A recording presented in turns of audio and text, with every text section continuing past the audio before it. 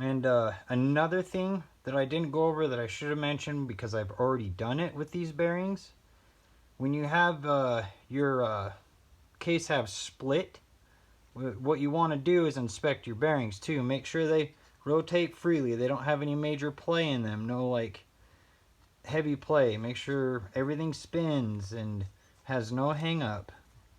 So that's all you're doing. See? They're all good. If you have any kind of hang-ups, hiccups, you feel like some grinding or like a flat spot on one of the ball bearings for kind of like a jump feeling, you'd want to replace that bearing. In fact, normally when I split my cases, I will replace all the bearings. They do have bearing kits for your transmission along with your crankshaft. Usually when you buy a crankshaft, it'll come with main bearings. So if that's what you're doing, replacing your bottom end is why you have your cases split, then yeah, you're going to have the bearings with it. Now, if you are splitting your cases because your bottom end went out, your needle bearing, you're always going to check these surfaces in here for any major scoring. There's like a small nick right there from a bearing going out on a bottom end. So probably clean that up with some emery cloth, some very, very fine grit sandpaper. Always make sure everything's going to be good because you don't want to waste your time going back together and still have issues. So now that I've gone over all of this, I am going to go to the shop, press in the crankshaft and this case half. The left side is what I prefer. And now we're going to go put this bad boy in. See, these basket cases sometimes will have issues. I mean, I'm not a big fan of Nomura, but whatever. It's a free piston that came with this bike. It's already on. It's a new crankshaft. You can, since this is mag side, you can set them in and hammer them in with a hammer. Make sure you use a rubber mallet or a dead blow. You don't want to mushroom anything out, which kind of looks like that's what's happened here. But I'll just take a file and round off those edges. So yeah, and when you do that, make sure you have two blocks set up like a so, on one on each side, so your crankshaft can pass through and not run into something and you just sit here and beat up your, something just fell. I don't know what it was. We'll find it later. So you don't beat up your the other end of your crankshaft where your clutch would go, or clutch drive gear, which I do have this upside down, don't I? Yes, it'd be like this. But yeah, I'm gonna go clean these up, press the crankshaft in, and I will see you guys tomorrow. Got these all cleaned up at the shop using a parts washer, and then after that I ran brake clean through it because you don't want solvent in your case halves or in your bearings or anything because it will break down your oil viscosity. Brake clean just air dries. Press the crank in. I'm inspecting the crank before I press it in. There is a little bit of slight damage on these threads, so I'm just going to run the tap down that. And when you do press it in, you got to put two blocks, you know, perpendicular whichever way you want, but don't put it where you're going to be stabbing through the crank through, because then you won't press it all the way in. And to tell if you press it all the way in on this particular case half and most, I just make sure the rod is centered with the case half. Plus it does stop. When you press it in, the pressure will build. When it comes to a stop, don't overdo it because you'll break your case halves. And after I clean these up really well, I inspected the case halves. They all look really good. There's no indication of an over tightened chain, which would pull the counter shaft and damage this counter shaft area. Can't really roll it. Will damage this area. Had the spacers in, obviously. There's no chain wear damage in this area. The case saver must have been on the whole time because there's no damage to this area as well. So after that, that is pretty much clean case halves. Make sure they're dirt free as you're assembling, and as I assemble I will be putting oil in the bearings, and I'll go over that when I do the transmission side. Just how keep it lubricated on this initial first startup. No premature wear or damage to anything. So yeah, case halves look good, nice and clean. ready for some silicone and ready to go back together. Alright, so I'm going to show you how to install some seals using the socket method instead of a race driver, since I already have the crankshaft in place, and I'm just going to do it on both sides just so I can show you how it's done. What you want to do is find a socket that is really close to the same size as the seal, but not wide enough to where it's going to get wedged in there. See, it goes all the way down in, and it clears the crankshaft. Isn't going to cause any damage unless we get really off, and then it'll cause some damage. Got to do some work to that crankshaft there. Now for the seals, rule of thumb is numbers facing outside of the machine.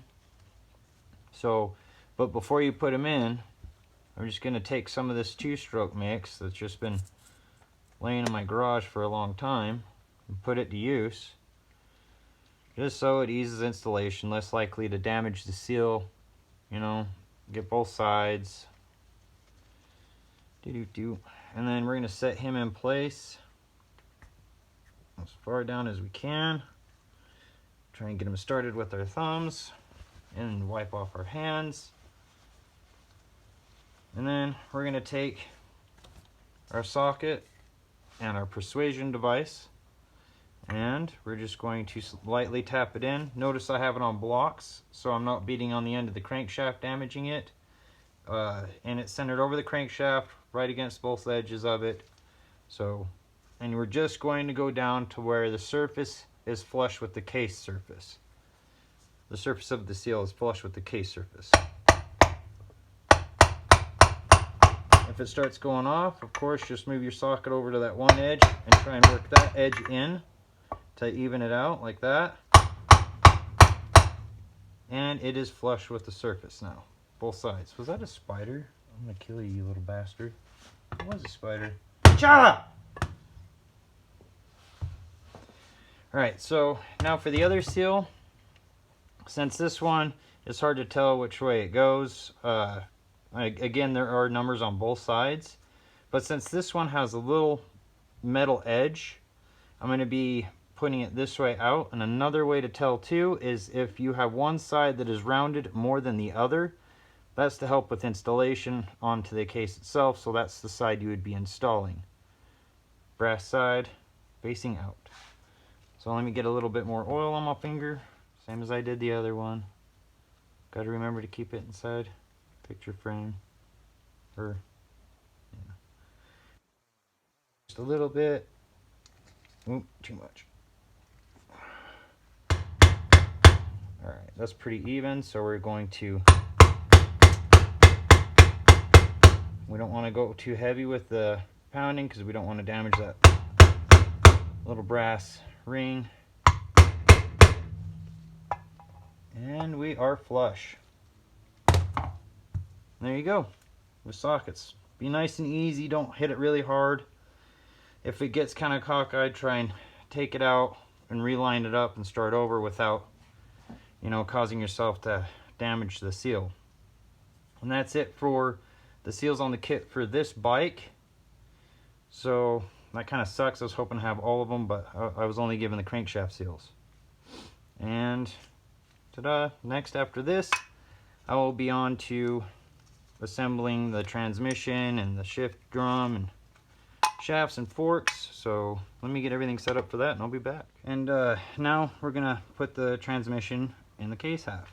So just kind of hold everything together because a couple of the gears do fall off. Here, let me get you all set up for this. Now this is where the main shaft is going to ride.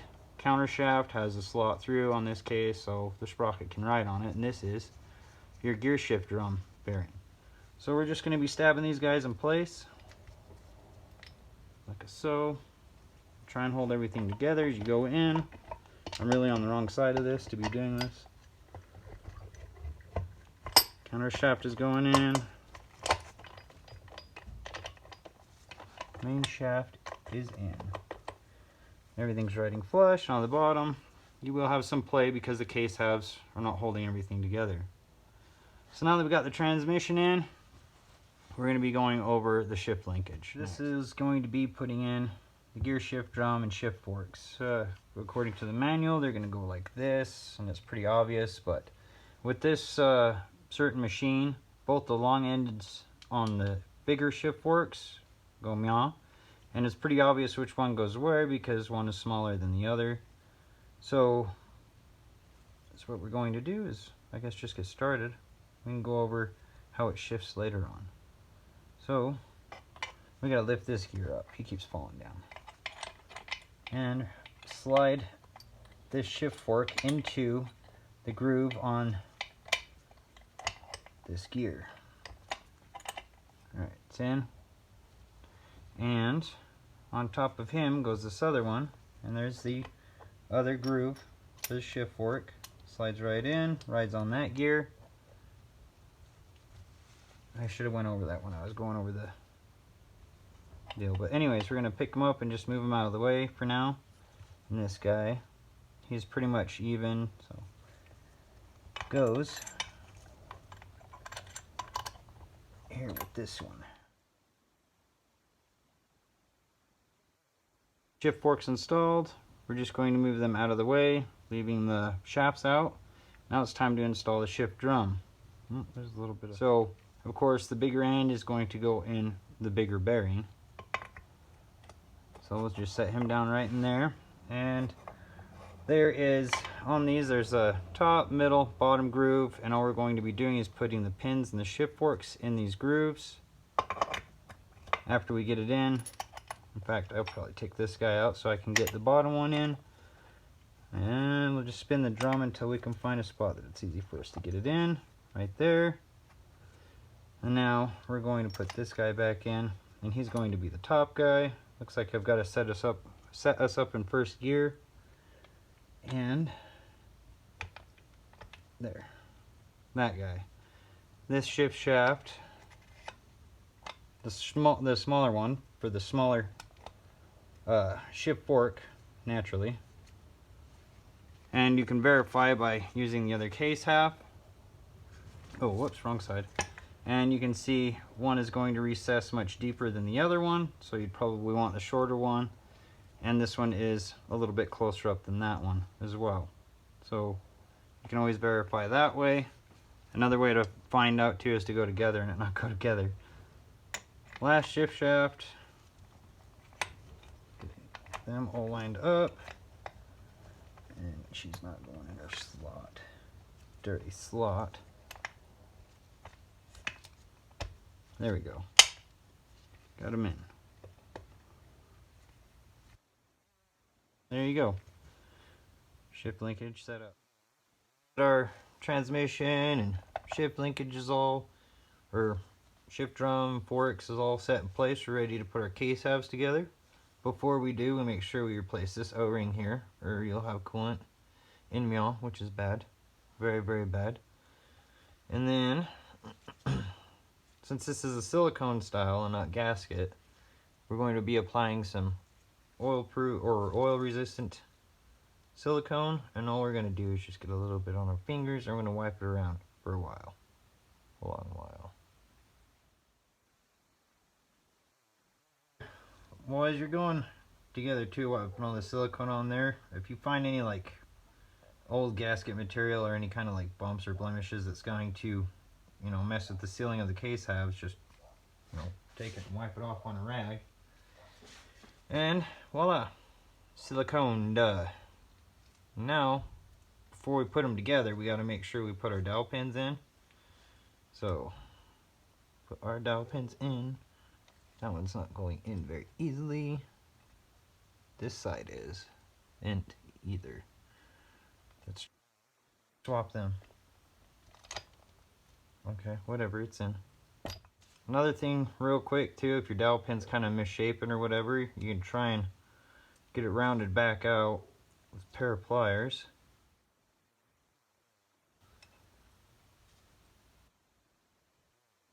Get in first. Give them a little assistance.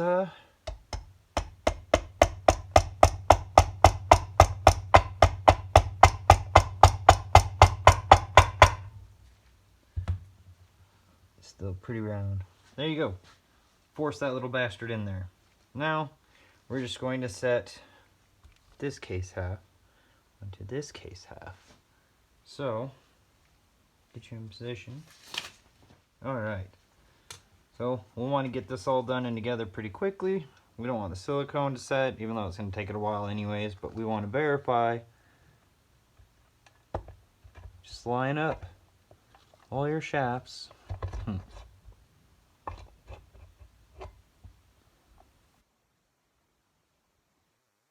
Running into a little bit of resistance.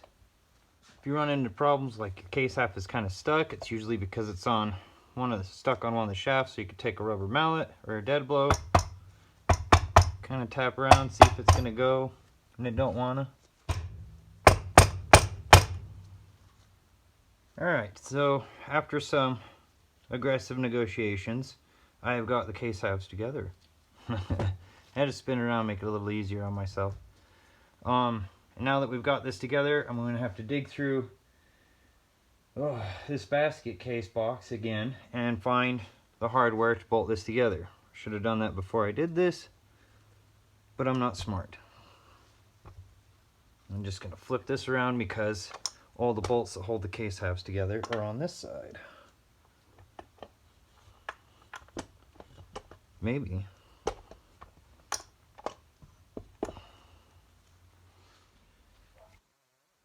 To find the bolts, well, it was pretty easy. I was just looking for the ones that had silicone on them because this is the only part that's silicone.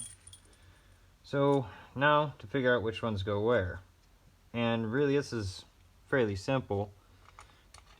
You just want to have the same distance between the head and the surface around every bolt. I wonder why. Fucked up hole, something. We'll come back to him. And then we're just going to go around, set all these in place, make sure we got all of them in the right place.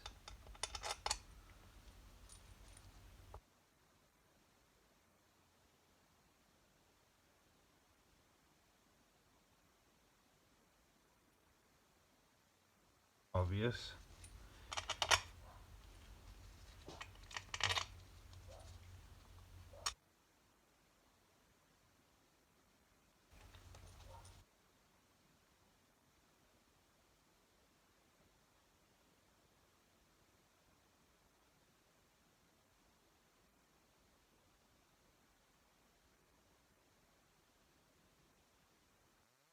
I'm missing one. I imagine it will be this one because that's what holds our breather tube and carb vent tubes.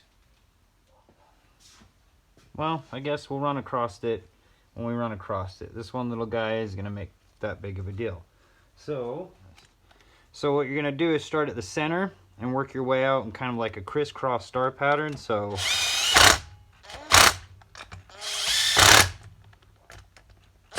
well,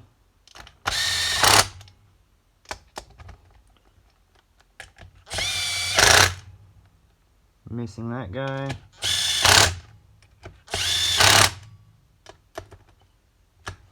Give me that.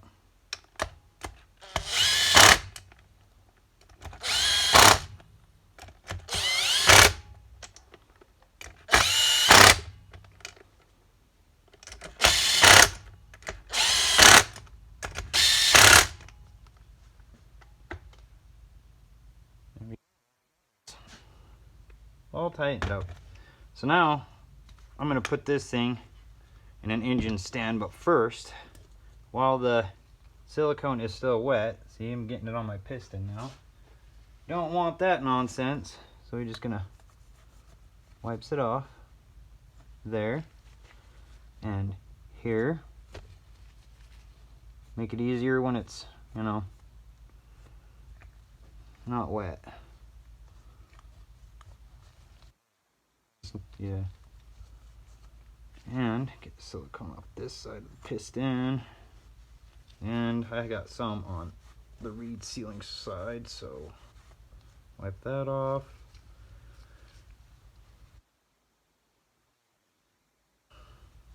No more silicone.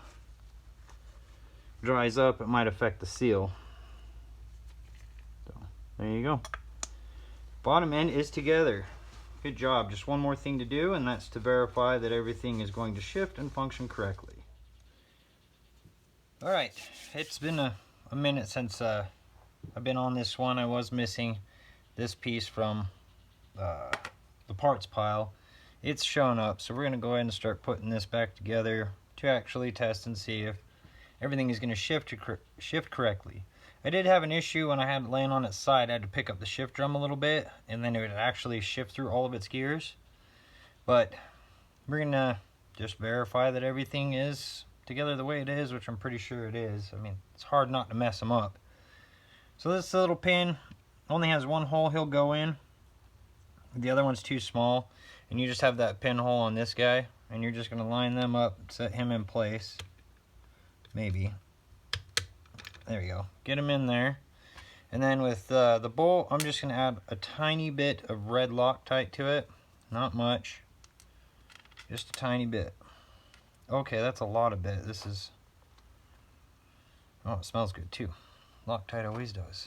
But just a little bit of red Loctite. Put him in here. I would send it in with the Ugga Duggas. I would. But I'm not gonna.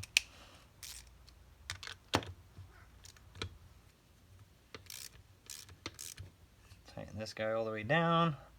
We must be in first. Wipe off this little bit of red Loctite that fell on one of the bars for the cam and pawl. So next I'll probably do this guy. So it's going to be your washer first, goes on, and then this guy is going to go on, and I'm going to have to try and figure out how he goes. It's quite the puzzle today. Ah, okay, that looks right. So he's going to go like that. This is kind of a pain sometimes. This one might not be too bad because, I mean, you can get everything lined up on this machine. Set them in place, and then you got your washer with your concave that's going to go in between. Maybe this is a pain in the ass part. Maybe I better put this not on to assist. Maybe. Kind of being a pain in the ass now. At least the spring installation wasn't bad. There, I got it somewhat started in the groove. And well, I think it's a spring that's hanging up. That's what it is. Hang on. Nice. So get that spring started on that aluminum body. Try and get him past that. I'm gonna have to grab a flathead to work him in there. So might take a little bit of tinkering and pushing and prying and stuff to get this all on there, but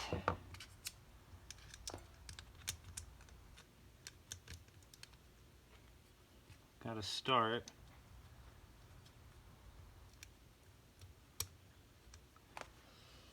Okay, and now I'm going to need a 10mm.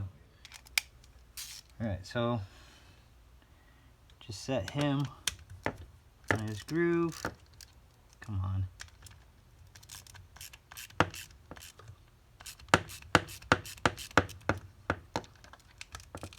There, everything's starting to slide together now. And I'm just going to make sure that roller, which faces inwards, is going to run on these guys right here. And now time to put the shift shaft in. Make sure you got this concave guy on the back here. He goes right there. You're going to need that guy. He's your spacer. It just slides right in. If you have any issue, you might have a bent shaft or maybe some burring on it. But looks like we're all in place. This pin goes in between the spring arms, and then your pawl will sit up there. So let's double check. I'm not sure which shift lever fits this machine. Just kind of puddle up with some more parts.